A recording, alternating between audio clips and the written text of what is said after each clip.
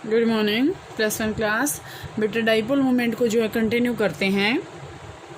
उसकी एप्लीकेशंस जो है दो एप्लीकेशंस और रहती हैं बेटा, थोड़ी सी वो आपके लिए बहुत इंपॉर्टेंट हैं, तो इसलिए मैंने आज के लिए वो छोड़ दी थी ताकि वो उनको बिल्कुल अलग से करवाऊँ मैं। तो डाइपोल मोमेंट बेटा मैंने जैसे कल आपको बताया था, dipole moment is denoted by mu and mu is equal to q into d. Dipole moment क्या बताया था मैंने, product of magnitude of charge and distance की प्रोडक्ट था magnitude of charge and distance का। एप्लीकेशंस मैंने आपको बताई थी। तो बेटे जो लास्ट एप्लीकेशन हमने की थी, उस लास्ट एप्लीकेशन में आपके पास क्या जिक्र आया था कि हम जो है डिफरेंट एलिमेंट्स की शेप्स को जो है यहाँ से बता सकते हैं, और शेप्स के बेस पे हम ये बता सकते हैं कि किसका डाइपोल मोमेंट कितना है। आज बेटे हम करेंगे कि जो सिमेट्रिकल जो शेप होंगे ना, सिमेट्रिकल का मतलब क्या होता है बेटा, देखो आप सिंपल सी बात है, ये तो आप समझ ही सकते हैं, सिमेट्रिकल एंड नॉन सिमेट्रिकल या अनसिमेट्रिकल, ठीक है, नॉन सिमेट्रिकल या फिर सिमेट्रिकल। अब सिमेट्रिकल का मतलब क्या होता है, बिल्कुल व्यवस्थित चीज़, और नॉन सिमेट्रिकल का मतलब क्या होती है, कहीं कहीं जो पड़ी हुई चीज़ें होती है उसको हम नॉन सिमेट्री बोलते हैं, और सिमेट्रिकल हम किसको बोलते हैं, जो बिल्कुल एक प्रॉपर प्लेस पे होती हैं। तो बेटा जो सिमेट्रिकल जो शेप्स होती हैं ना, वो मोस्टली जो है जीरो डाइपोल मोमेंट शो करते हैं। जीरो डाइपोल मोमेंट का मतलब क्या होता है बेटे, कि जैसे अगर हम ये बताएं कि ये सेंट्रल मेटल एटम है, इसके चारों तरफ जो है लिगेंड है ये, ठीक है, तो यहाँ से जो नेट डाइपोल मोमेंट है, यहाँ से देखो एक के ऊपर पॉजिटिव चार्ज आएगा, एक के ऊपर नेगेटिव चार्ज आएगा, ये कोई फिक्स नहीं है। यहाँ से अगर पॉजिटिव चार्ज और नेगेटिव चार्ज का मैग्नीट्यूड इक्वल आता है तो हम इसको क्या कहेंगे कि ये जो है आपके पास, तो यहाँ से आपके पास हम इसको क्या कहेंगे कि जो डाइपोल मोमेंट है इसका ज़ीरो है। अब अगर हम बात करें, जैसे मैं आज के आपके पास बता रही हूँ बेटे, देखो दो मॉलिक्यूल मैंने ले लिए, यहाँ से आपके पास क्वेश्चन आ सकता है, ये बहुत अच्छा क्वेश्चन है कि NH3 का जो आपके पास डाइपोल मोमेंट है वो तो होता है, लेकिन NF3 जो होता है ना, वो लेस डाइपोल मोमेंट शो करता है देन NH3। देखो ध्यान से क्यों करता है ये, मैंने यहाँ से दो मॉलिक्यूल ले लिए, एक ले लिया NH3 और दूसरा ले लिया मैंने NF3। अब मैं अगर NF3 और NH3 की शेप बताऊँ, देखो नाइट्रोजन है, यहाँ भी नाइट्रोजन है, ठीक है, इसके ऊपर ये दो लोन पेयर हैं, दो लोन पेयर हैं, तीन हाइड्रोजन है, तीन फ्लोरीन है, तीनों क्या है, 1 2 3, यहाँ पे क्या है हाइड्रोजन, यहाँ पे क्या है हाइड्रोजन, यहाँ पे क्या है हाइड्रोजन। इसी तरह NF3 पे है, यहाँ पे क्या है फ्लोरीन, यहाँ पे क्या है फ्लोरीन, और यहाँ पे क्या है फ्लोरीन है, यही शेप है। अब अगर बेटा हम यहाँ से बात करते हैं, अब अगर हम नाइट्रोजन और हाइड्रोजन की बात करें तो कौन सा स्ट्रॉन्ग इलेक्ट्रोनेगेटिव है। अब अगर मैं बात करूँ नाइट्रोजन और हाइड्रोजन के बीच के जब बॉन्ड टूटेंगे तो इलेक्ट्रॉन कौन लेके जाएगा, नेगेटिव चार्ज, मीन्स ऑर्बिटल जो मूवमेंट है या फिर इलेक्ट्रॉन की मूवमेंट है नाइट्रोजन की तरफ जाएगी। लेकिन अगर हम कंपैरिजन करते हैं नाइट्रोजन और फ्लोरीन की, तो फ्लोरीन तो बेटा पूरी की पूरी पीरियोडिक टेबल के अंदर सबसे जो है हाईली इलेक्ट्रोनेगेटिव एलिमेंट है।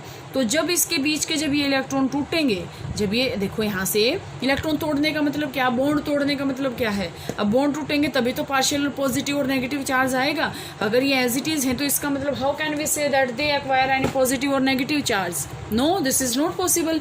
इट मीन्स क्या है, हमें partially positive and partially negative charge इनके ऊपर लेके आना पड़ेगा। तो यहाँ से बेटे हम बात करते हैं, तो जो आपके पास इलेक्ट्रॉन्स की मूवमेंट होएगी, यहाँ से देखो, यहाँ से यहाँ ऐसे होएगी, यहाँ से ये ऐसे होगी ऐसे होगी ना। लेकिन जब यहाँ से ये इसके ऊपर क्या है लोन पेयर, इसके ऊपर भी लोन पेयर हैं, लेकिन जब यहाँ से ये इलेक्ट्रॉन जाएंगे तो इसकी मूवमेंट कहाँ जाएगी, इसके इधर जाएगी, क्या होगी, ऑर्बिटल जो मूवमेंट है ना, ऑर्बिटल डाइपोल मूवमेंट जो है वो क्या है, रिजल्टेंट डाइपोल मूवमेंट के अपोजिट है, किसमें, NF3 में। लेकिन अगर हम बात करते हैं NH3 में देखो डाइपोल मूवमेंट की जो इलेक्ट्रॉन्स की मूवमेंट है ये ऐसे जाएगी, क्योंकि नाइट्रोजन इलेक्ट्रॉन्स को लेगा, ठीक है, और इसकी तो ये है ही एज इट इज़, क्योंकि मैंने आपको बताया था कि यहाँ से लोन पेयर जो है स्ट्रॉन्ग बॉन्ड बनाता है, ठीक है, लोन पेयर की जो स्ट्रेंथ होती है वो ज़्यादा होती है as compare to bond pair, तो इलेक्ट्रॉन से इधर जाएंगे।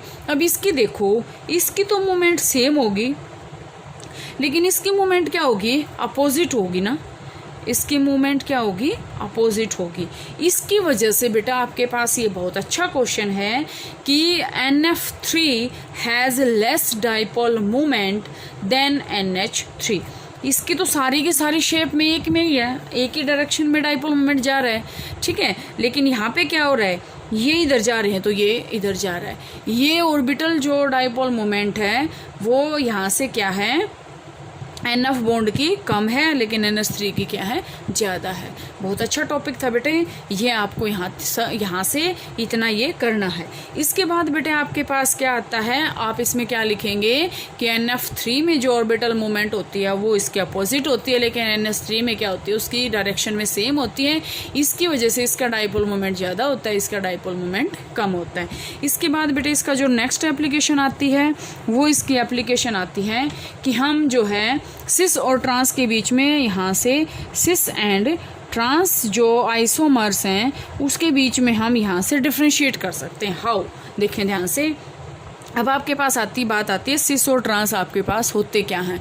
तो बेटे ध्यान से देखें, जैसे मैंने आपके पास एग्जांपल ले लिया, मैं एग्जांपल लेती हूँ आपके पास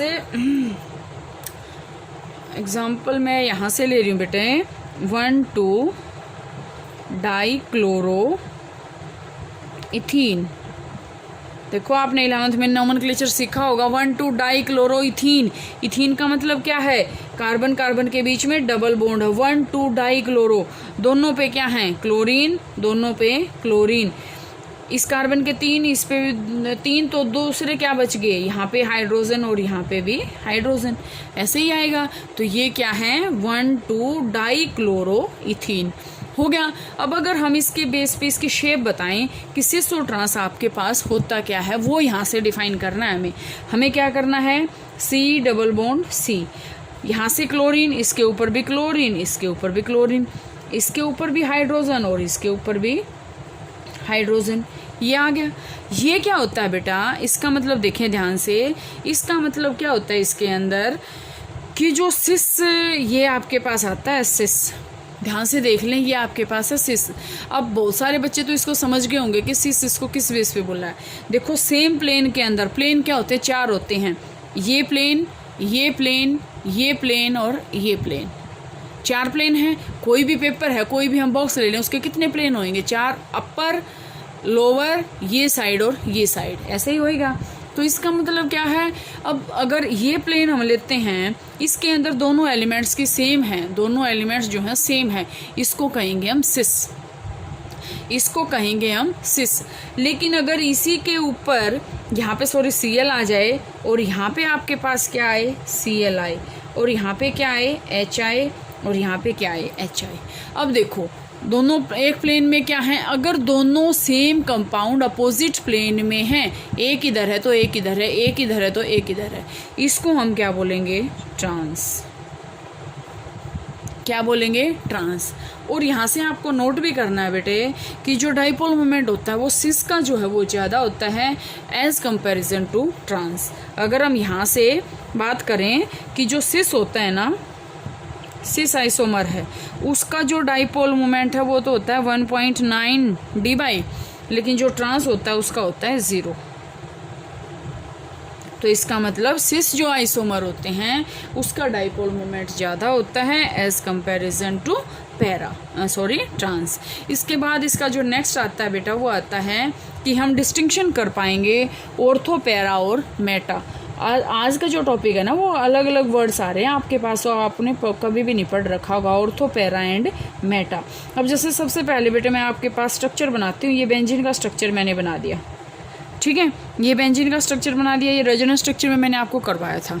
यहाँ पे ये क्या है, क्लोरोबेंजीन है, यहाँ पे ये मैंने क्लोरो लगा दिया, ठीक है। दूसरी बार मैंने कहाँ लगा दिया क्लोरो, यहाँ क्लोरो लगा दिया, और तीसरी बार मैंने यहाँ क्लोरो लगा दिया। हमें इस क्लोरीन को नहीं देखना है, इसको देखना है। अगर ये इस पोजीशन पे है तो हम इसको बोलेंगे ऑर्थो, अगर ये इस पोजीशन पे है तो इसको बोलेंगे हम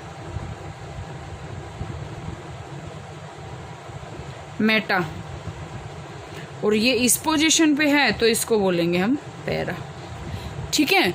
तो ये वैसे आपके पास क्या होता है बेटे, देखो ध्यान से, ये आपके पास स्ट्रक्चर है, ये ऐसे, ऐसे। ये पैरा पोजीशन होती है दोनों, ये ऑर्थो पोजीशन होती हैं दोनों, और ये जो हैं मेटा पोजीशन होती हैं दोनों। इसके अपोजिट ये ऑर्थो, इसके अपोजिट ये ऑर्थो, और इसके अपोजिट ये मेटा। ठीक है, तो ये जो पोजीशन होती है आपके पास ये ऐसे होती हैं कि इसके अपोजिट जो है डायरेक्शंस जो है होती हैं। तो यहाँ से हम इसको जो है डिफाइन कर सकते हैं, ऑर्थो, पैरा एंड मेटा।